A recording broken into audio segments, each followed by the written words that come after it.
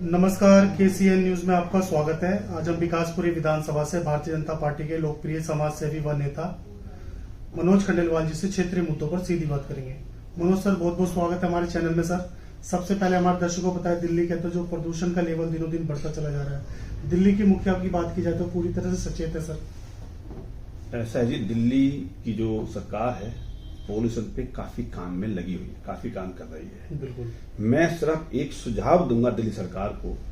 जैसे 4 साल पहले 5 साल पहले मोदी जी ने एक दिन देश में जनता कर्फ्यू लगाया था, बिल्कुल, जिसका 3-4 दिन पहले उन्होंने नोटिस कर दिया था कि 4 दिन बाद संडे के दिन जनता कर्फ्यू रहेगा। बिल्कुल। उसी प्रकार 3-4 दिन का नोटिस देकर किसी दिन संडे के दिन सरकार को जनता कर्फ्यू लगाना चाहिए। दिल्ली के अंदर बहुत सख्ती के साथ में लगाना चाहिए। 4 दिन पहले नोटिस हो जाएगा, जो भी दुकानें, फैक्ट्रियां, जो भी कुछ है उस दिन सब कुछ बंद रहेगा। बिल्कुल, इससे काफी प्रदूषण की लेवल की बात की जाए तो किसी को उस से कर्फ्यू लगने से, जनता कर्फ्यू लगने से कहीं कोई दिक्कत नहीं आएगी और एकदम झटके से उस दिन पोल्यूशन लेवल जो 500 पहुंच रहा है, 400-500 पहुंच रहा है, वो 100-150 के नीचे आ जाएगा। 100-150 पे आ जाएगा। ऐसा मेरा सुझाव है। एक दिन वो ट्रायल पे करना चाहिए। अगर वो सफल हो जाता है तो हर 15 दिन में एक दिन जनता कर्फ्यू लगाना चाहिए सरकार को, जिससे कि कोई व्यापार का नुकसान नहीं, किसी को नुकसान नहीं, बल्कि लोग एक दिन शांति से आराम करेंगे या दिल्ली से बाहर घूमने निकल जाएंगे।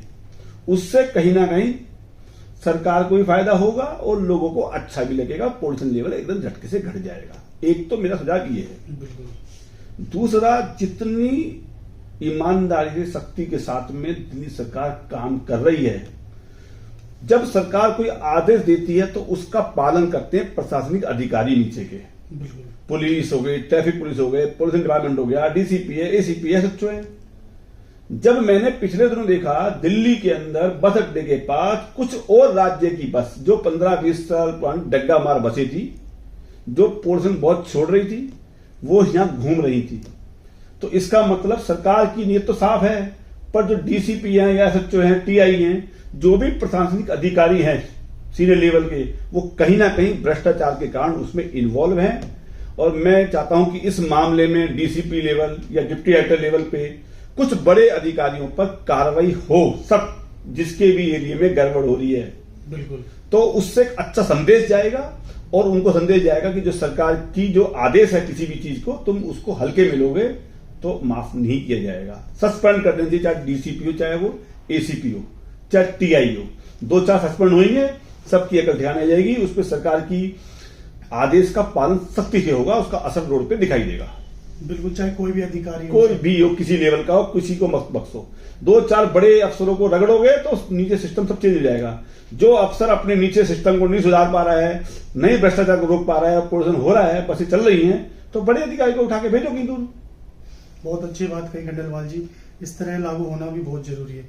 वहीं दूसरी ओर से रुख करते हैं, हम पश्चिम बंगाल की रुख कर लेते हैं। बाबर के नाम से बाबरी मस्जिद का निर्माण किया जा रहा है सर। कहीं ना कहीं ममता जी क्या वहां पे अपनी रोटियां सेकने में लग गई है, राजनीति रोटियां सर? देखो जी, मस्जिद बनाना उनका हक है, कोई बनाए, इसमें कोई दिक्कत नहीं है। दिक्कत यह है कि किसी महापुरुष के नाम बनाए तो कोई दिक्कत नहीं। अब्दुल कलाम हो गए, बहुत स्वतंत्र सेनानी हो गए, किसी के नाम बना कोई दिक्कत नहीं है। एक जो लुटेरा था, जो देश को लूटने आया था, जो बाबर के नाम से था, उसके नाम से मस्जिद बनाना कहीं ना कहीं मुस्लिम वोटों के तुष्टीकरण की ये नीति है। सब उसको लेके किया जा रहा है और जो कि गलत है।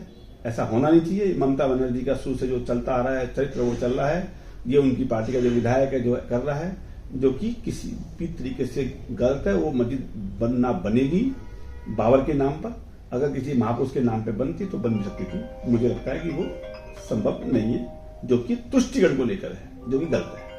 बिल्कुल सर, आपने इंटरव्यू में कहा कि ममता बनर्जी जो कर रही है कहीं ना कहीं गलत है। तो सर, वो बनर्जी है या बानो है, ये भी हमारे दर्शकों को बताएं। वो हमेशा मुस्लिम वोटों के लिए, सरकार बनाने के लिए तुष्टिकरण को बढ़ावा देती है और मुस्लिमों के पक्ष में काम करके ऐसा वो हिंदुओं के खिलाफ में जो है वो सारे हथकंडे अपनाते हैं, जिससे कि हिंदुओं को खिलाफ बोलने से और मुस्लिम वोट उनको मिल सके। ये उनकी नीति है, ये उनका अपना तरीका काम करने का। मैं उसमें आगे क्या कहूँ। बिल्कुल। वही सर, बांग्लादेश की भी बात कर लेते हैं। हिंदू को मार दिया गया, जिंदा जला दिया गया, इसको लेके क्या कहेंगे सर आप? पश्चिम बांग्लादेश में जो कुछ हुआ वो बड़ा निंदनीय हुआ कि एक दलित हिंदू युवा को मारा, फिर पेड़ पे लटका के जला दिया। दीपू दास को। जितना वो गंभीर मामला है, उससे गंभीर मामला है ये भी है, इस देश की कई पार्टी जो दलित के नाम पर राजनीति करती है, उनमें से कोई एक शब्द नहीं बोल रहा। ये योगी जी ने कहा कि जो दलित के नाम पर राजनीति करते हो तो कम से कम दलित धर्म कुछ गलत हुआ तो कुछ मुंह से तो बोलो। कोई पार्टी उसके बारे में बोलने को तैयार नहीं है, क्योंकि उनका वोट बैंक खत्म हो जाएगा, नुकसान हो जाएगा। सबसे बड़ी दुख की बात यह है। बाकी देश की जो मजबूत सरकार है वो इसमें कुछ कड़ा एक्शन ले रही है, चेतावनी भी दी है, और उन्होंने अंतर्राष्ट्रीय लेवल पर इस बात को अपने ढंग से उठा रहे हैं, जिसका असर आपको कुछ दिन बाद देखने को मिलेगा। यहाँ मोदी सरकार है, सब कुछ मुमकिन है, इसका रिजल्ट आपको कुछ टाइम बाद दिखेगा।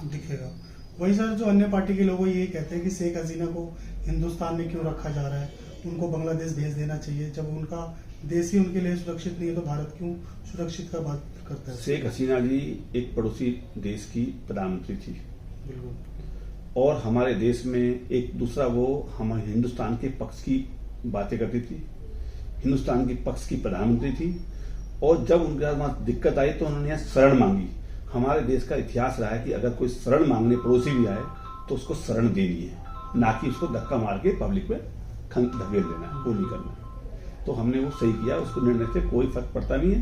किसी को फर्क पड़ता हो या कोई कह रहा हो तो उससे कोई बड़ा विषय नहीं है। कुछ और अंत में कहना चाहेंगे सर? नया साल आने वाला है, कुछ मैसेज दीजिए दर्शकों को। नए साल सबके लिए मंगलमय रहे जी, ढेरों खुशियां मिले, आपकी सभी मनोकामनाएं पूर्ण हो, आप सबका स्वास्थ्य अच्छा रहे और देश बहुत तेजी से तरक्की करे, दिल्ली बहुत तरक्की करे, ऐसी मेरी कामना है। बहुत बहुत धन्यवाद मनोज जी, आपने समय निकाल के हमसे बात की सर। शुक्रिया, धन्यवाद सर आपका। Thank you.